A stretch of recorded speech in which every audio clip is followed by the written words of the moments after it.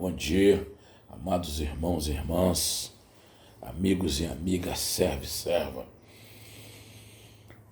Cumprimento vocês com a paz do nosso Senhor Salvador, glória a Deus, aleluia.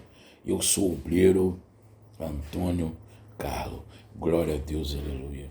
Abriremos as nossas Bíblias neste momento, na potente, resistente e invencível palavra do Senhor, em Marcos 7, versículo de número 22 e 23. Assim diz a palavra do Senhor. Muitos me dirão naquele dia: Senhor, Senhor, não profetizamos nós em seu nome, e em teu nome não expulsamos demônio, em teu nome não fizemos muitas maravilhas? Então lhe direi abertamente: nunca vós te conheci. Apartai vós de mim, vós que pratica a iniquidade. Amados irmãos, essas palavras que foram ditas, pelo nosso Senhor Jesus Cristo, pelo nosso soberano Deus de Israel, pelo grandão da Galiléia, pelo Rei dos Reis, pelo Senhor do Senhor, foi dito num sermão na montanha. O Senhor aqui está nos advertindo que muitos falsos profetas, muitos falsos pastores, muitos falsos presbíteros, falsos diáconos, muitos falsos obreiros iam aparecer em seu nome, fazendo muitas falcatruas, usando o grande nome do Senhor. Mas, amados irmãos, aqui o Senhor está nos dando um grande exemplo a ser seguido, irmão. Essas palavras são duras, essas palavras são pesadas, essas palavras são uma advertência muito forte. Nem todos andam nessas condições de iniquidade que o Senhor disse, mas muitas denominações, muitos estão enquadrados nesse quadro que o Senhor disse em Mateus 7, 22 e 23. São palavras fortes, porque quando nós não guardamos todos os mandamentos, não guardamos todas as leis, não guardamos todos os juízos e todos os pergaminhos da Bíblia, não adianta fazer cura, fazer prodígio, fazer maravilha em nome do Senhor. Mas vamos perder a nossa alma. Vamos desviar muita gente para aquele caminho pecaminosos, caminho iníquos que nós estamos andando.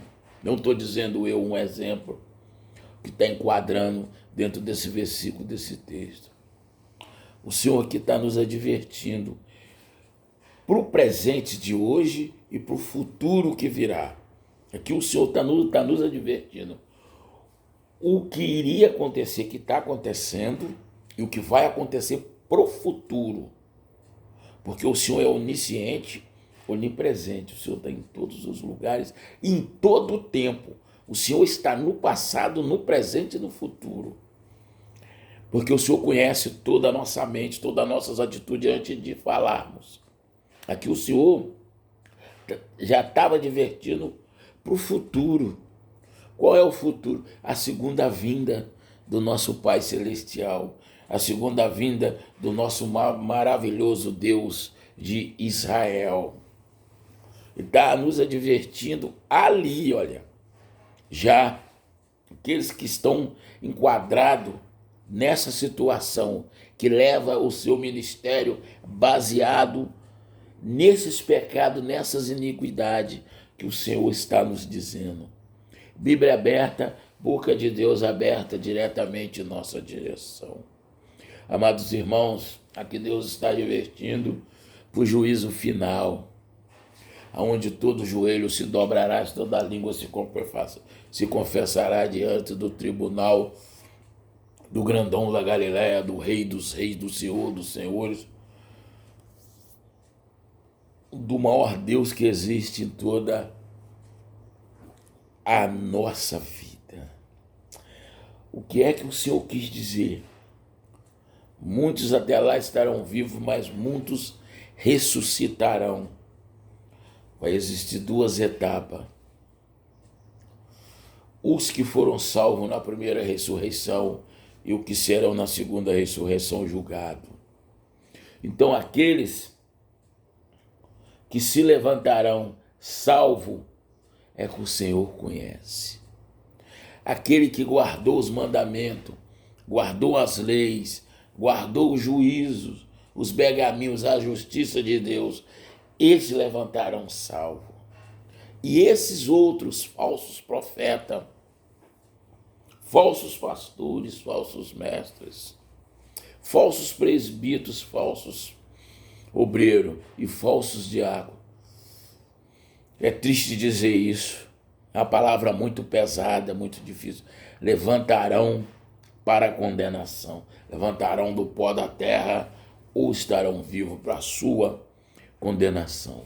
Esse que prostituir a palavra de Deus, que distorcer a palavra de Deus, que usar o poder do nome de Deus para se enriquecer ilicitamente, esse que usar a palavra de Deus com falcatrua, com mentira, com falsas direções pecaminosas que poderia estar numa direção de Cristo Jesus, mas olhou mais para o seu ego, olhou mais para as suas condições financeiras, olhou mais para a sua autoestima, olhou mais para a sua fama, olhou mais para as suas redes sociais lotadas de curtida, querendo ser uma artista no meio evangélico de Deus, mas não olhou para o Espírito Santo de Deus, mas não olhou para a remissão de pecados do seu rebanho, não olhou para usar o evangelho para libertar aqueles que estavam lá fora. Tem muitos pastores, mestres, falsos mestres, que não estão conseguindo conduzir as suas ovelhas que está dentro da sua igreja à salvação. Como que ele vai conduzir as ovelhas que estão lá fora, trazer para dentro da sua igreja, para conduzir em direção à Nova Jerusalém, quando descer do céu está apto para entrar nela e andar nas ruas de prata e ouro? Se ele não está conduzindo as ovelhas em direção correta. Amados irmãos, chega mais. Presta bem atenção no que eu vou dizer. É muito forte agora novamente. É muito forte. Aquele que conduz um rebanho de ovelha, que foi levantado para ter um ministério de uma igreja, ele não tem que olhar para a amizade, irmão. Ele não tem que olhar para tempo de irmão ou irmã que está naquele ministério. Ele não tem que olhar para condições financeiras de nenhum membro que está ali dentro. Ele não tem que olhar para o laço de amizade, para o laço parentesco, para o laço de tempo de amizade com varão com a varoa. Não. Ele tem que ser reto, ele tem que usar o evangelho dentro do ministério dele para nos punir, para remissão de pecado com a palavra de Deus e guardando toda a justiça e todos os juízos dentro do ministério dele. Errou, banco. Errou novamente, banco. Errou a terceira vez, arranca o ministério dele. Não é ele que está arrancando, é Deus que está tirando o ministério daquela pessoa. Que uma pessoa vai para o banco uma vez, na segunda, na terceira, porque ele não tem compromisso com Deus. Ele não tem compromisso com Deus. Ele tem que ir para o banco, do banco virar um cristão. Que cristão ele já é, mas um cristão sem ministério, sem compromisso com a palavra de Deus. Porque aquele varão, aquela varoa, começa a escandalizar o evangelho de Deus. Com muitas atitudes pecaminosas que o pastor está vendo, o presbítero está vendo, o obreiro está vendo, e não toma atitude em cima daquela situação. Vai terminar nesta situação que está dizendo o nosso grande mestre, o nosso maioral, o nosso Deus. Então lhe direi: apartai abertamente, apartai, nunca vós te conheci, apartai de mim vós que pratica iniquidade. todo aquele que foi levantado com o ministério praticando iniquidade.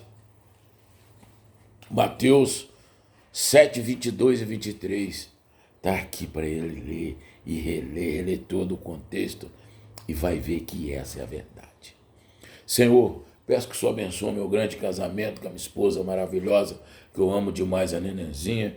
Peço que o Senhor abençoe o nosso casamento mais uma vez, que o Senhor cerca ele com sangue carmesim, o Senhor cerca ele com escudo de sangue, com escudo de fogo, e que o Senhor cerca ele com o manto sagrado do Senhor sujo de sangue. Glória a Deus, aleluia. Que o Senhor abençoe o meu lar, meu e da minha esposa maravilhosa, onde eu estou fazendo essa live, onde eu prego, dou estudo, oro, mais a minha esposa maravilhosa, né? Para nós ganhar alma para o reino do Senhor. Peço que o Senhor continue com a potente e poderosa mão do Senhor em direção à minha borracharia, em direção ao meu trabalho, me abençoando fisicamente, humanamente, espiritualmente, porque lá é o segundo trono do Senhor, lá é onde o meu ministério tem a minha continuidade. O meu ministério começa dentro da minha casa, eu amando, honrando a minha esposa e guardando todos os mandamentos de um casamento, guardando todos os mandamentos que o Senhor pede. Por isso que o meu ministério está firme, porque o meu ministério começa dentro da minha casa. Oh, glória a Deus, aleluia. Senhor, meu pastor.